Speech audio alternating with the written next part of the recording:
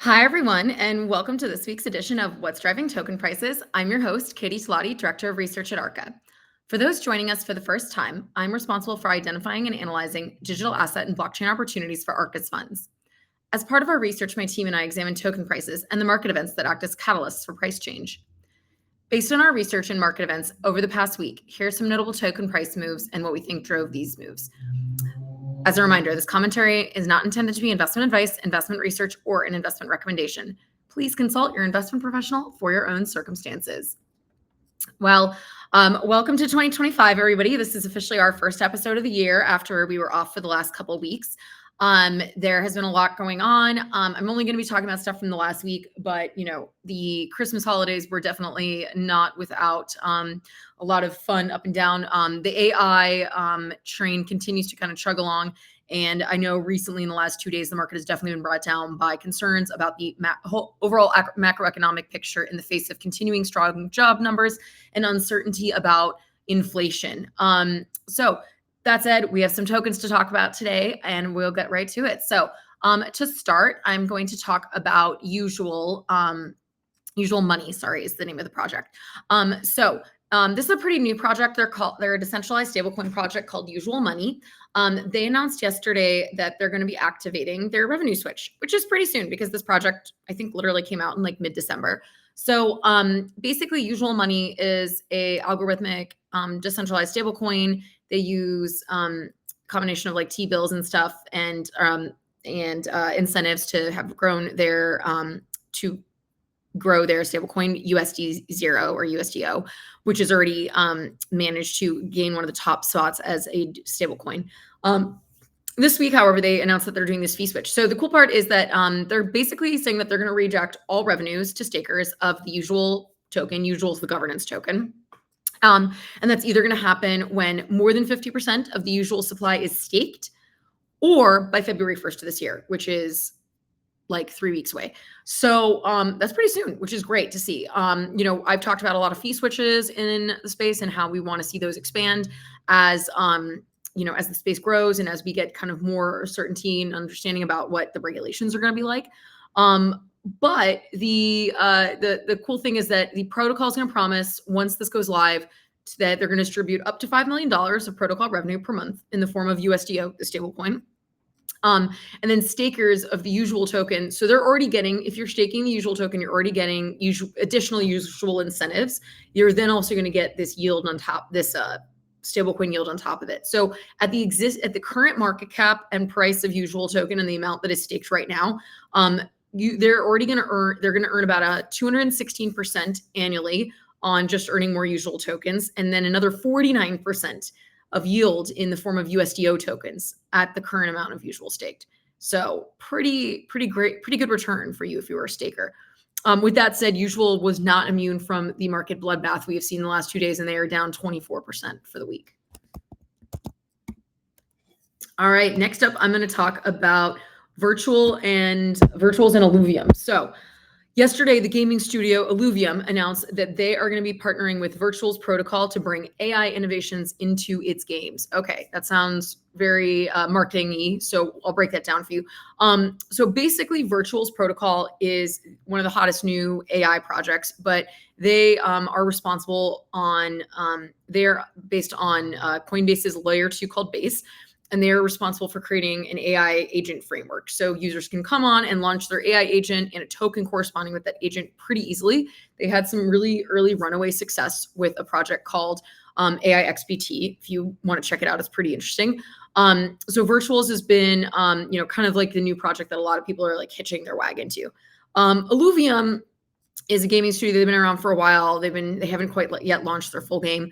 But they are, their plan basically is that they're going to build AI agents that can become what are known as non-player characters or NPCs within their game. So why is this important? Well, usually when you play a game, you're following like a linear story or a linear path, and you kind of get bored eventually because you're just going to be going through the same very like similar gameplay or loop that everybody goes through. So everyone's getting the same experience. Now, the idea though is if they can create AI generated characters within the game that can have completely random interactions or actions against you, it's basically like creating like so many more storylines or so many more different ways that you can play the game. And so that's what's actually really exciting about having AI agents within games right now. And this isn't a new concept, by the way. There's a bunch of projects working on this specifically. One of them is Echelon Prime, which has been working on, incorporating AI agents into their games for for the last year now. And again, it's pretty cool technology, should be pretty revolutionary for games that do adopt it. With that said, virtual is getting some hate from the market today, with a lot of folks questioning some of their revenue numbers. So it's been hit doubly hard with the sell-off and is down 20%. Illuvium, by comparison, is just down 4.9% for the week. All right, next up, I'm going to talk about Frax. So over the weekend, decentralized finance project Frax relaunched their website, dubbing it the Universal Interface. So what does this mean? So basically, Frax is, they started off as offering a decentralized stablecoin. And over the years, they've added kind of more DeFi projects to their repertoire. They launched a layer 2 called Fractal. They offer the ability to essentially like stake your assets, have them managed. They have a US Treasury bill product. What else do they have? They have a liquid staking product. So they have this whole kind of suite of products. But the purpose of this like relaunch is that they really wanted to package their product into like one really clean user interface that would allow users to swap, bridge, and stake assets. The other big thing they introduced is they're allowing users to buy crypto in the ecosystem via credit card. So basically providing a fiat on-ramp right into their layer 2. Which is also another kind of big pain point for new users to the ecosystem. So very cool for them. They're for folks that aren't familiar, this project has been around for about, I think, over 2025, 5 years now.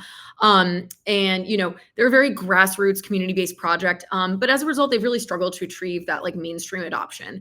And so the hope is kind of with this universal interface that they're going to be getting that mainstream adoption and be able to take in more retail-based customers who maybe previously found the product more confusing. So definitely hope for that. To give you an idea, the current TVL of Frax is about $500 million, and that's basically been flat for like the last 6 months. So we'll be watching that number to see if it grows.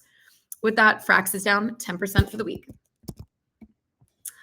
Okay, last up, I have another double for you guys, AAVE and Aptos. So yesterday, Lend Borrow Protocol AAVE launched on the Aptos testnet, so not the full mainnet.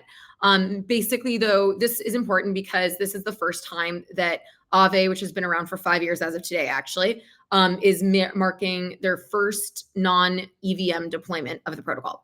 Back up for a minute. So most initial layer 1 blockchains are based on what's called EVM compatibility. So that means Ethereum built something called the Ethereum virtual machine, which is basically the way that smart contracts are read and written within the Ethereum ecosystem. Now, when a lot of other competing blockchains launched, they also adopted EVM for a compatibility between chains, and then B for ease of use. Over time, we've seen EVM become a little less popular as new high-performant blockchains have become more popular. That includes Solana. They have their own virtual machine called the Solana SVM. More recently, though, we're seeing projects pop up using what is called the Move language. That includes Aptos, Sui is another one, Movement. I believe Monad is also going to use the Move language when they launch. And so the Move programming language is a totally different programming language. But as a result, what it meant is that AAVE had to build their whole code base from the ground up. They couldn't just fork themselves and say, we're going to deploy on this other chain because it's not EVM compatible.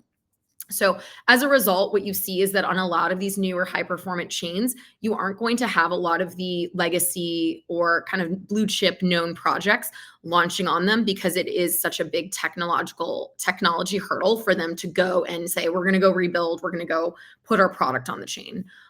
So AAVE went through and did this. It looks like it took about 6 months through governance and getting kind of like resources for that. And they've just launched on testnet only, which means that full mainnet will probably be in the future. Obviously, we want to see a very slow rollout in this sense. So this is pretty cool for Aptos. They've seen actually quite a bit of growth over the last year. Their TVL is currently 1.62 billion, and that's been about over 10x growth in the past year, as I mentioned. And like I said, the growth has really attracted projects like AAVE to take them seriously and launch on them. Aptos, however, has had some drama recently. They did make big headlines when right before the holidays in December, their founder, Mo Sheikh, abruptly resigned from his role as CEO of Aptos Labs. If you aren't familiar, Mo Sheikh was one of the leads on the project on Facebook or Meta's stablecoin project called DM that was originally shelved. And what happened is that Mo and some of the other team members ended up leaving and starting kind of their own competing projects using this Move programming language that was developed at Facebook. So with that, AAVE is down 9.4% for the week, and Aptos is only down 0.4% for the week. All right, guys. Well, I hope you enjoyed our insights. Tune in here again next Wednesday at 1 p.m. Pacific to hear what's driving token prices.